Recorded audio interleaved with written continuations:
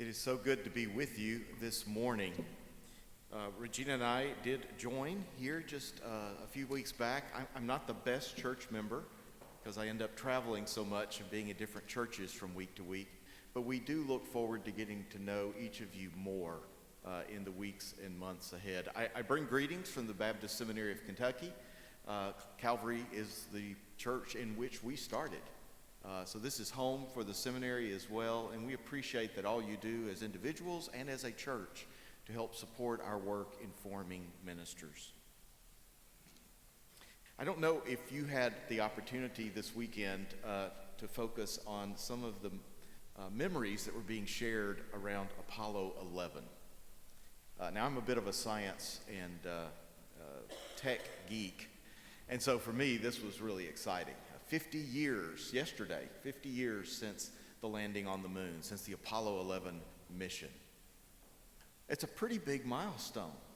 And as I look at the story, I am fascinated by the idea that somebody, at least one person, began the idea that there's this sphere sitting in the sky. It's only 238,857 miles away, through a vacuum that's cold and without support. Hey, let's go there. Let's go there. And we're going to do it with the technology that exists in the 1960s. So for younger persons, you have to understand, we were still listening to music on vinyl albums, on turntables. The cell phone was still 20 years away from being invented, and even then it was going to be like this big army-sized phone. And the personal computer revolution had not started. It was still another 20 years away. So with 1960s technology, they're going to send people to the moon and bring them back. Well, I subscribe to Wired magazine. I know many of you do as well. No. Well, there's an article in a recent issue that looks at one particular story as part of the Apollo 11 experience. And it's looking at the fact that the Apollo 11 had use of a computer on board the spacecraft that was brand new. I don't mean just a new computer for them. I mean, it was a new kind of computer. Because before Apollo 11, computers were in rooms. I mean, a computer was the size of a big retail walk-in freezer. And it had all these vacuum tubes. It was heavy. But they used this new thing called silicon chips to build the computer that would be on the spacecraft. And if I read right and remember correctly, it was like 70 pounds. It was the size of a refrigerator, so tiny. Well, they go on to tell, and you can read the details if you're interested, but tell that, it functioned very well until they were actually in the lunar lander headed toward the moon. And so they're moving closer and closer to the surface of the moon. It's flying by. And one of Buzz Aldrin's jobs was to be inputting data into this computer. So he would be reading sensors and dumping data in so that it could calculate their best path and trajectory and speed. The computer started crashing. So, it's not really a great time for a crash. So he did it once. Mission control checked. 30 seconds later, they said, look, it's a go. Let's keep going. And they did, and the computer continued to work, but then it would crash again. And it did that until right before they landed. It was a stressful time because they had really, until as soon as they were 2,000 feet above the surface, they couldn't abort the mission. They were dedicated at that point. They were either going to land well or not. So, fascinating stuff. That somebody said, imagine if we go to the moon and send people there with 1960s technology. And yet we know that someone imagined this. A lot of people prepared for it. It didn't just happen overnight that rocket was built and people were trained and the plan was assembled. And it took courage to carry it out. So let's talk for a little bit today about imagination. Einstein reportedly once said, the true sign of intelligence is not knowledge, but imagination. Imagination involves thinking about possibilities, about what we can do and what we cannot do. It's about maybe even trying out things in our minds imagining even ourselves differently. What if I was like this? What if I tried to do that? Now, I can't play the guitar, but I can imagine learning how. And I can't currently speak Spanish, but I can also imagine myself learning how to speak the language. But I cannot imagine myself as an accountant. I can barely work a calculator. Right, Regina? Yes. Also, I can't imagine rebuilding an engine. I have never changed the oil in any car I've owned. I do not work well with tools. Right, Regina? She gets nervous every time the toolbox comes out. But my point is, we don't do the things that we can't imagine doing, do we? If we can't imagine doing it, we don't even try. George Lucas, the creator of Star Wars, says you can't do it unless you can imagine it. So I wonder today, what do you imagine? What do you imagine for yourself? What do you imagine for Calvary Baptist Church? What does this church imagine itself looking like 3 years from now, 5 years from now, 15 years from now? What might you be able to do together? What crazy ideas might become reality because you imagined them and worked hard to make them happen? And how about God?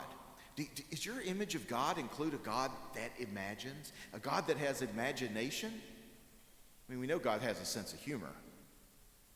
But does God also have an imagination? And if so, what does God imagine? So listen to this text from Revelation chapter 21, verses 1 through 16. Maybe it gives us a little bit of a glimpse of God's imagination. Then I saw a new heaven and a new earth, for the first heaven and the first earth had passed away, and the sea was no more. And I saw the holy city, the new Jerusalem, coming down out of heaven from God, prepared as a bride adorned for her husband. And I heard a loud voice from the throne saying, "See, the home of God is among mortals. He will dwell with them. They will be his peoples, and God himself will be with them. He will wipe every tear from their eyes. Death will be no more. Mourning and crying and pain will be no more, for the first things are passed away." And the one who was seated on the throne said, "See, I am making all things new." And also he said, "Write this, for these words are trustworthy and true." And he said to me, "It is done. I am the Alpha and the Omega, the beginning and the end. To the thirsty I will give water as a gift from the spring of the water of life." Did you hear that? The passage is fascinating. It begins with this image of a new Jerusalem coming out of heaven to earth. Note that it's coming to us. We're not drawn up to it. It comes to us. And then the language of presence is all over this passage. See, the home of God is among mortals. He will dwell with them. They will be his peoples, and God himself will be with them. Friends, God's imagination is not separated from this world, apart from us, that one day we will experience. God's presence, God's imagination is here with us now. In the passage, it sounds an awful like God is imagining how things could be. Well, okay, maybe not just imagining, but planning to make it a reality.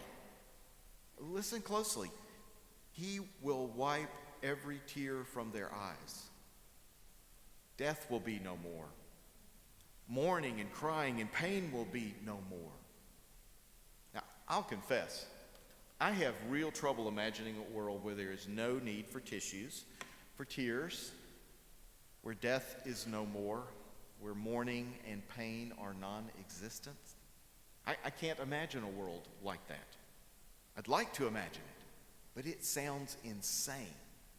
It sounds almost as crazy as going to the moon with 1960s technology.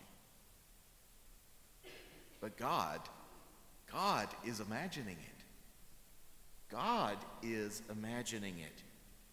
And there's more. In verse 5 we read, "See, I am making all things new." And we need some things made new, don't we? Just think of the ways people have made a mess of what God has created. We exploit and pollute God's earth. We destroy forests and rivers. We poison the oceans. God imagines making all things new. The peoples of this world cannot seem to get along. We fight, we argue, we abuse, we oppress, we silence, we kill.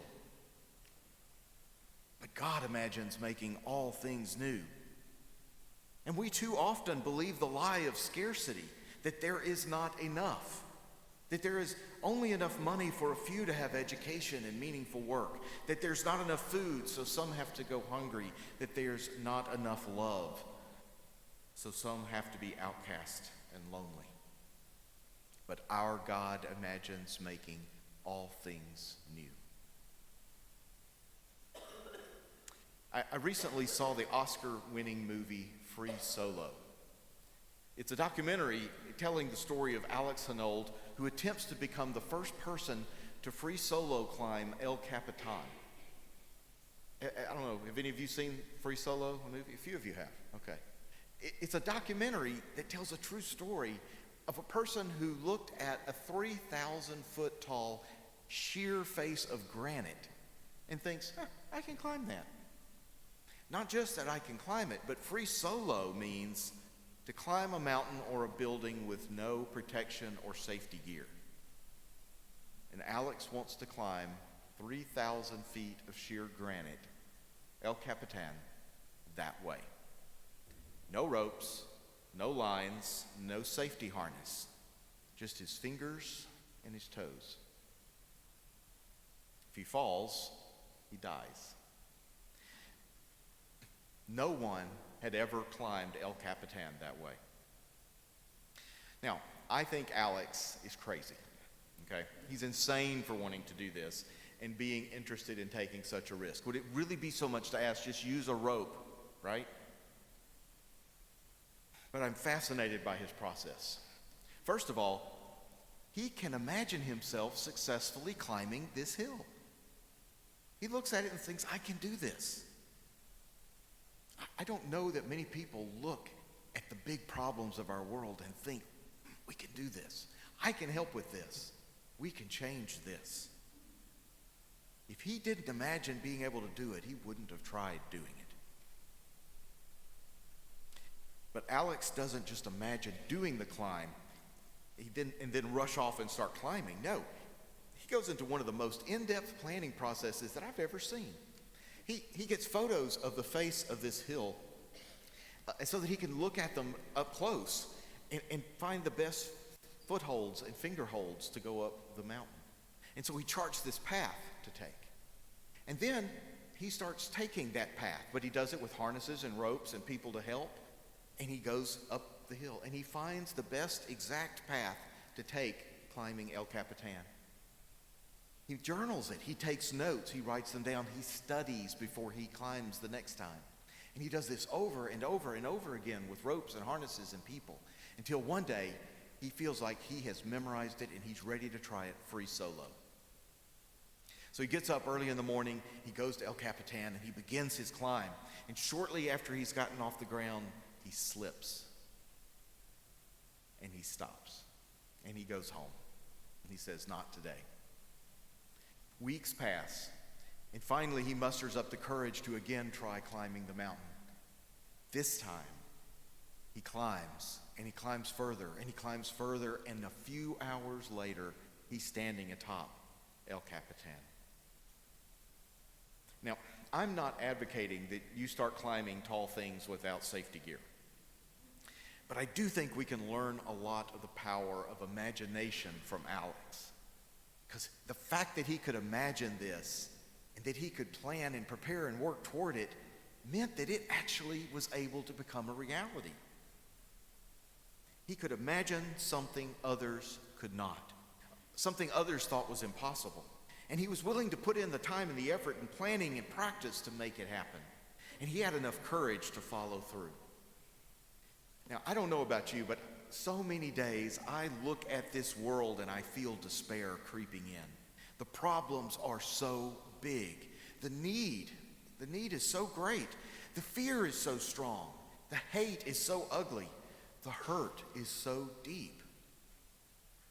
It's tempting to look at that and say, this is impossible, and walk away. Are there really solutions to these problems? Can we imagine being part of a solution to making things better? I want to let you in on a little secret this morning. God is not out of ideas. It's not like God had a box full of ideas and God's worked through them and we're done. God is not at all out of ideas and is imagining a future for our world, for our people, for Lexington and this community and this congregation. God's imagination is still alive and active, and God imagines newness and life in all the places where we see darkness and death, all of them. Where we are tempted to turn away in despair, God's imagination is alive. Is it possible that to live into our faith and to really fully walk as disciples and flourish as followers of Christ, that we are called to exercise our imaginations? To see what could be, what might be, what should be.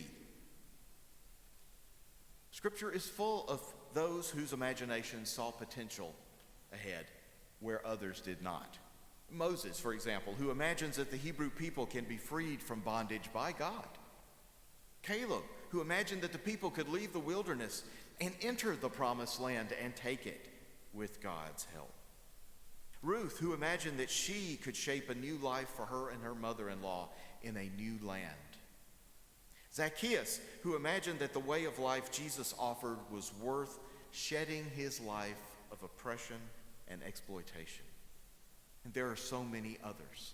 People whose imagination allowed them to see possibilities that others could not, and to work with God to make them a reality.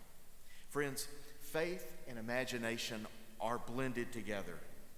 To flourish, I am convinced that we have to join in with the imagination of God and bring that holy imagination to life. What does the God of imagination believe you can do with your life and your faith?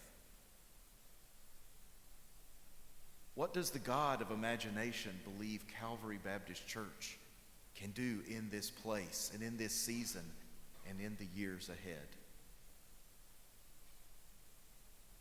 I can't wait to see what you imagine, what we imagine, and create with God's help in this place. Thanks be to God. Will you pray with me? Dear God, forgive us when our imaginations are too small, or when we put them away and assume that you are out of ideas. May we follow the lead of our little ones, of our children, whose imaginations continue to be alive and full of hope and life. Lead us in this place. Lead us as a people to find the places where your imagination is already at work right here in Lexington, that we can join in and be part of your good and impossible work.